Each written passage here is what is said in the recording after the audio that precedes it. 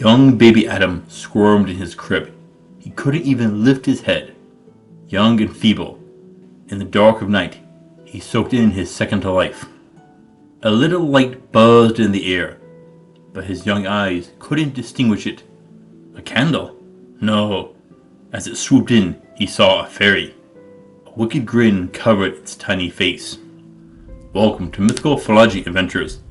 I'm your guide, Jason. Today, we are looking at a mythical creature, which is a plague upon new parents, the Changeling.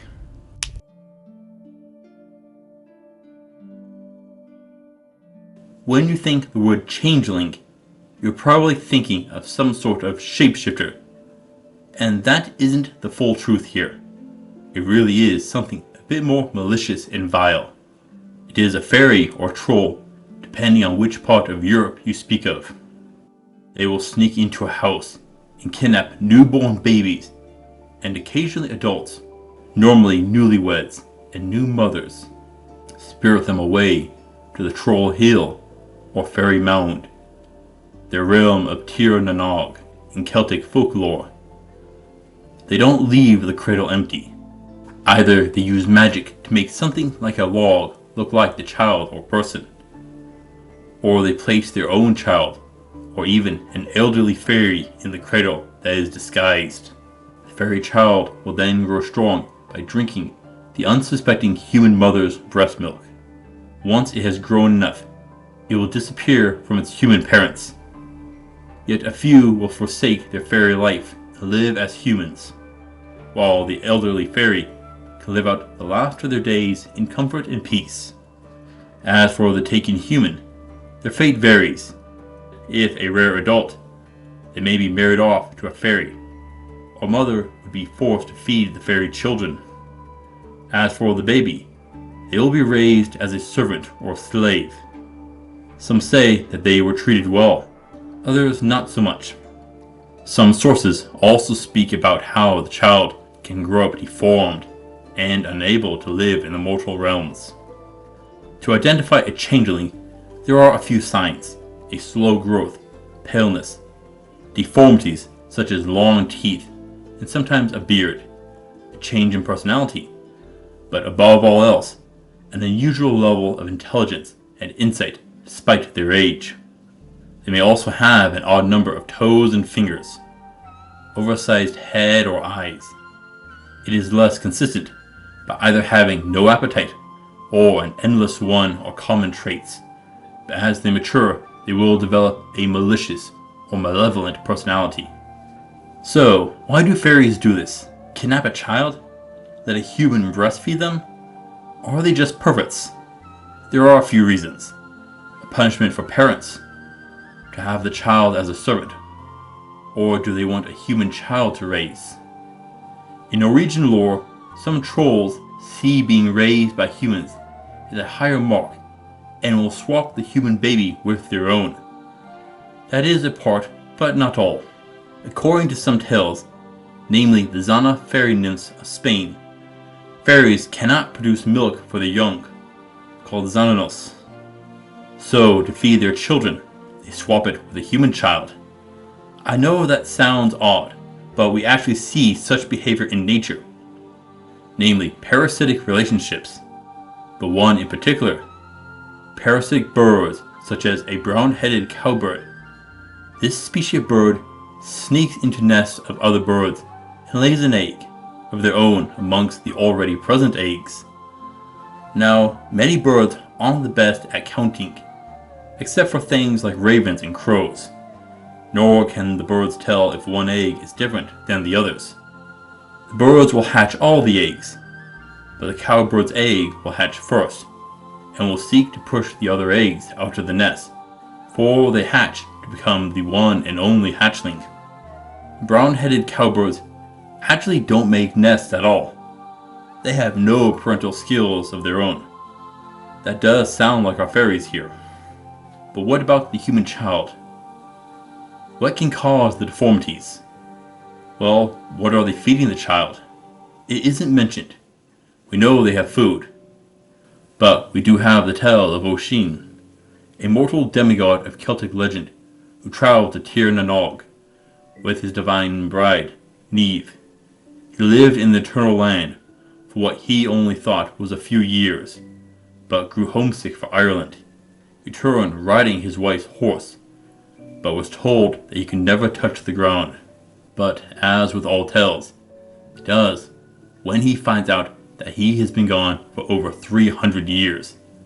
The instant he touches the ground, he ages 300 years in an instant. There is much more to the story, including a run-in with St. Patrick. But it offers us some look into what Tir na Nog was like to live in. Time flows differently. Now, growing up under such conditions could lead to the deformities and abnormal growths. But it is possible to get your child back. But there are ways to protect your child against being taken. I'll get to that in a minute. But there is one issue with them. A common connection with iron and eggs for defense against fairies. Iron is often defense against fairies. There are a couple of theories. Iron is a conduit, so it could absorb and disperse their magic. Or it could be poisonous to the touch. And eggs are a different one. Not the whole egg, but the shell. Thematically, eggs are associated with birth. A changeling has taken a child. Thus, the weakness to eggs can be explained as such. In some tales, the fairy is forced to speak and confess to their deeds.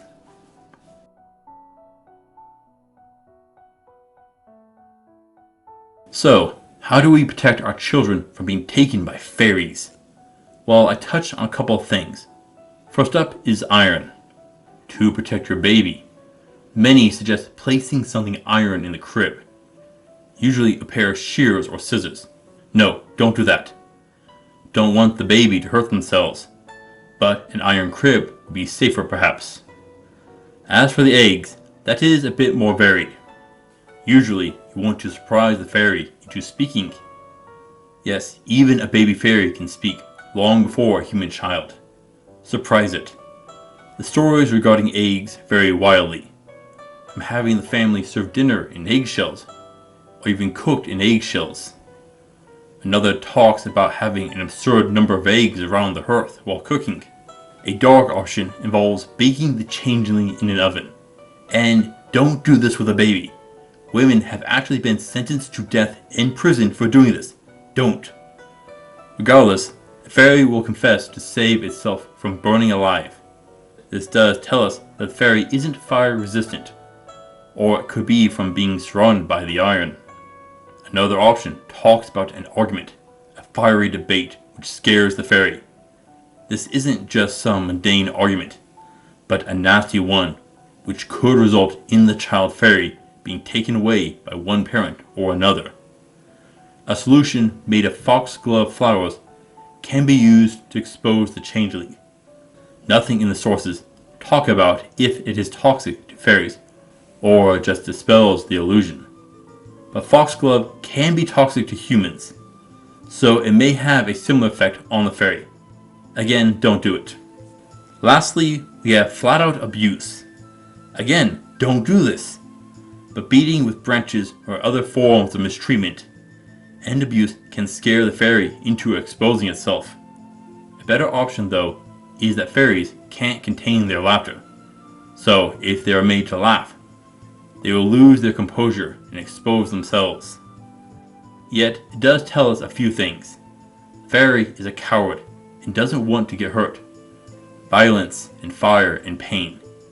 Yes, most are things you should never do to your own child, or any child. But the fairy child is said to confess to being over 100 years old already, which, looking at the story of Oisin, is more than believable. Once the fairy exposes itself, you can force the return of your own child. Sometimes you'll need to travel to the fairy mound. Other times, the child will just be returned. In some, you will not be able to retrieve your own child until after the mother feeds the fairy. There are a few other ways to guard your child. Many recommend not washing diapers after dark, not throwing out bathwater. The weakness to fire appears again when stories say to keep a fire going in the baby's room, or to keep a constant eye on the child. Never turn your head away. But to do that indefinitely isn't possible. But you don't need to. Only until the child's baptism.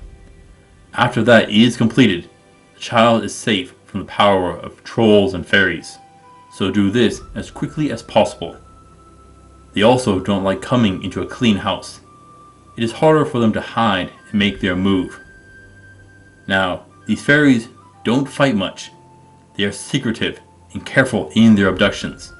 Between that and how quick they are willing to escape difficult situations, we can speculate that they are fairly weak, but at least strong enough to lift a newborn. So probably 10 pounds or so is their physical limit. Abducting an adult may take a group of them. They don't just pick random kids.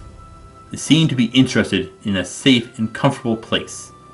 So you could guess which child is likely to be taken and where. I doubt they would pick a place filled with war and strife. The adult fairies will also want to protect their children. If you harm them, they'll come to switch them back. That tells us that the fairies do care for their own children, even when separated. There are other ways to protect your child in a fantasy setting. They would create protective wards to be shield against abductions. A tracking spell could be invaluable to any parent. Being able to find your kid whenever and wherever they are is something parents would love to have. Put one on your child, it wouldn't matter if the baby was taken by the fairies. You would know instantly and where to go.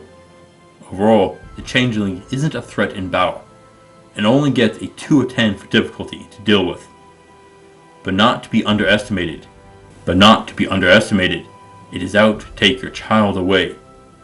Just take the precautions and prepare for one.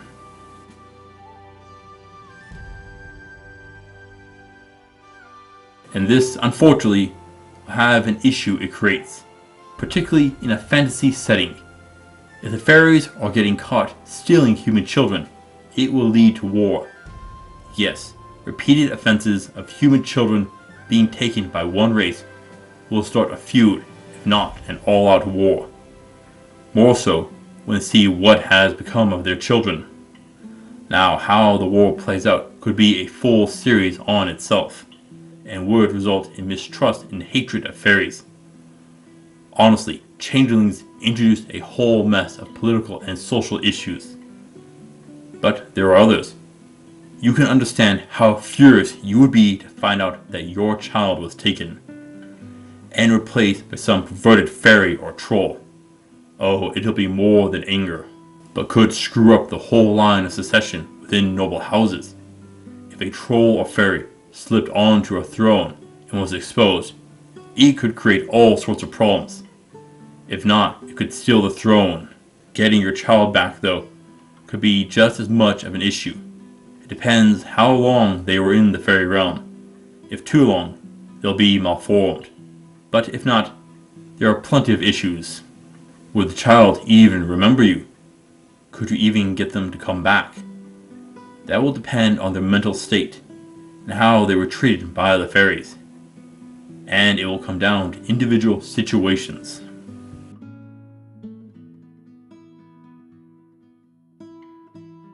The fairy flew out of the house with baby Adam suspended in its grasp. It laughed and smiled as it left its own behind. Oh, and it gets its own pet. A nice little servant. It was blind in its glee. Put him down, roared Adam's father, as he ran through the night. Gripped in his meaty hands was the Changeling. Give me back my son, and you won't lose yours. The man gripped an axe in his hand, willing to do anything for his son. Reluctantly, the fairy put down his prize and took his own. Despite his fierce expression, he smiled at his son. Together, they made their way back home to their scared wife and mother. Reunited, they savored the moment. Changelings are terrifying without being powerful. The loss of a child is a rough experience for all parents. Thank you for watching, adventurers. Please return next week, where we shall look at a few monsters tied to stillbirth and childhood death, the botchling, mealing, and Poronique.